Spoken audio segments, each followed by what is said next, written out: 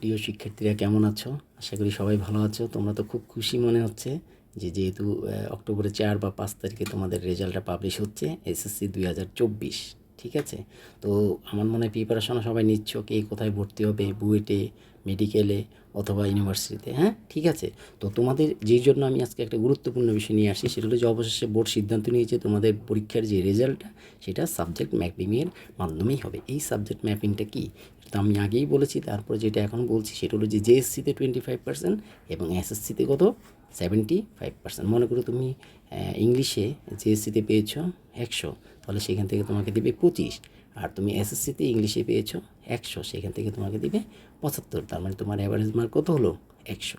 এইভাবেই ক্যালকুলেশন করে তোমার রেজাল্টটা বের হবে।